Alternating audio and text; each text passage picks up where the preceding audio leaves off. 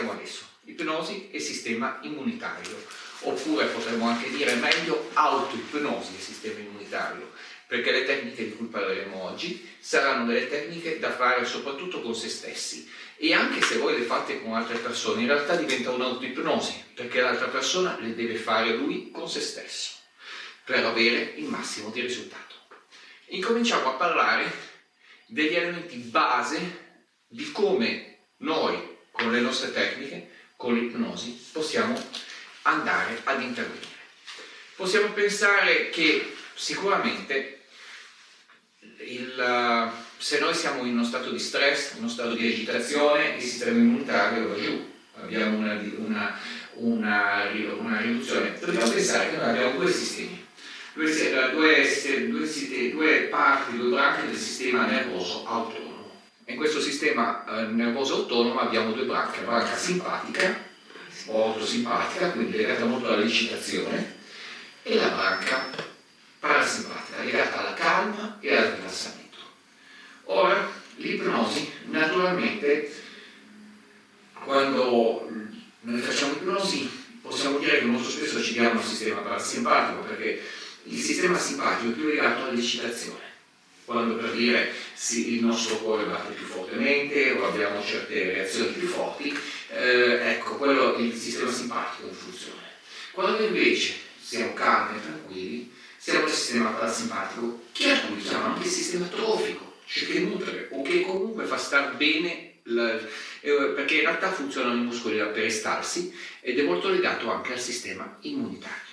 Possiamo pensare che nel momento in cui uno combatte, quindi sistema simpatico attaccato, quindi anche paura, agitazione e altre cose, è come se non ci fosse il funzionamento del sistema parasimpatico, perché in realtà la persona è entrata in un altro mood e in realtà l'organismo mette tutte le risorse nel punto in cui sono più utili. Quando combatti è inutile cercare di combattere i batteri se qualcuno ti infila se un animale ti attacca o qualcuno cerca di infilarti una lancia addosso. Quindi in realtà tutta l'energia va nell'eccitazione, va nel portare il sangue in una certa direzione che non è quella sicuramente immunitaria.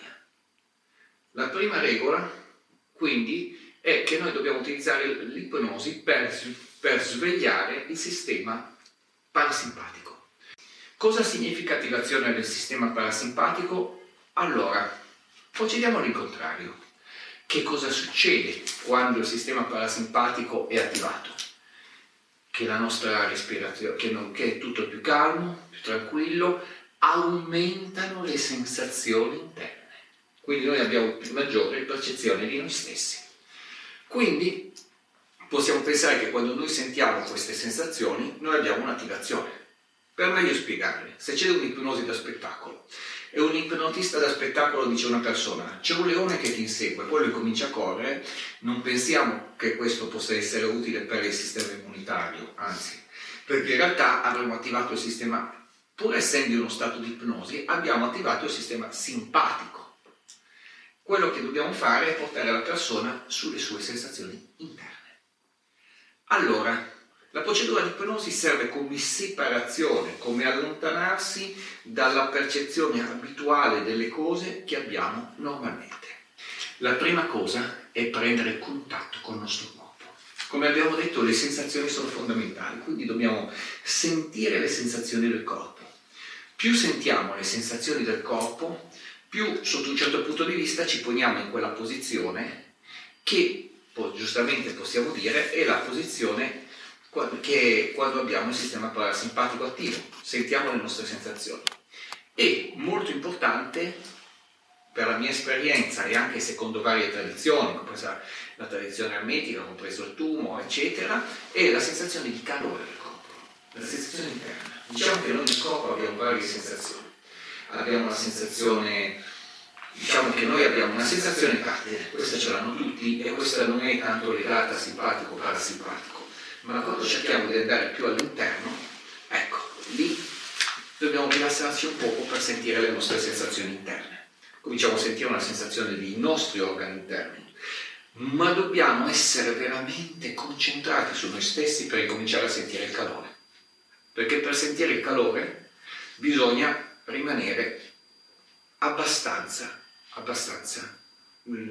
distaccati dall'esterno, bisogna essere calmi, perché si sente in tutte le parti del corpo il calore, questo è indubbio, però dovete essere abbastanza calmi, rilassati, perché la minima tensione è come se vi allontanasse, quindi la percezione del calore interno, perché poi c'è un calore più esterno e più interno, il calore interno è il migliore, perché il calore più interno all'interno del corpo è più legato ha come un'energia interna che sviluppiamo, non deve essere una cosa che parte dalla periferia, o meglio, può partire dalla periferia che voi incominciate dai piedi. Normalmente io faccio fare delle tecniche che iniziano con sentire il calore ai piedi, alle gambe, salendo, però deve essere un calore molto interno e questa sensazione di calore interno è qualcosa di molto benefico. Potete praticare questa tecnica anche nel vostro letto.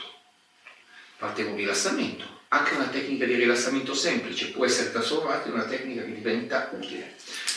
E è da notare che il cosiddetto famoso training autogeno di antica memoria dava l'idea del braccio caldo, anche se non specificava troppo le cose, però in realtà il braccio caldo, anche se poi in realtà effettivamente è utile, è molto utile sentire il caldo. Il braccio è caldo, la gamba è calda, quindi quando fate il rilassamento concentratevi sulle sensazioni di calore, concentratevi sulla sensazione di calore, soprattutto calore interno, perché sulla superficie è una cosa, poi vi spiegherò come andare più nel sentire il calore interno. Io utilizzo vari artifici, un artificio, ad esempio, ve lo spiego anzi adesso come sentire il calore interno, e immaginare come di sentire da un lato e dall'altro e poi vado a sentire in mezzo, perché così è come se io tenessi proprio al centro la sensazione di calore più che sentirla spostata. Ho notato che questo, immaginare quasi che uno abbia una mano qui e una mano qui che salgono, mi aiuta a sentire il calore più all'interno, come se fosse al punto di il punto centrale tra le due mani, non il punto laterale. Diciamo che all'inizio questo non è così importante. All'inizio in realtà io direi la prima cosa che uno deve fare è cercare di sentire il calore interno, il calore. Poi dopo che inizia a sentire il calore si rende conto che lo può sentire in maniere diverse e quindi ad un certo punto può cercare di fare le cose più specifiche come dico adesso. Vi invito a sottoscrivere al nostro canale dove mettiamo tutti i giorni dei video nuovi con argomenti inediti, nuovi, interessanti, che vanno dall'ipnosi non verbale al coaching, a tutto quello che può interessarvi. Grazie.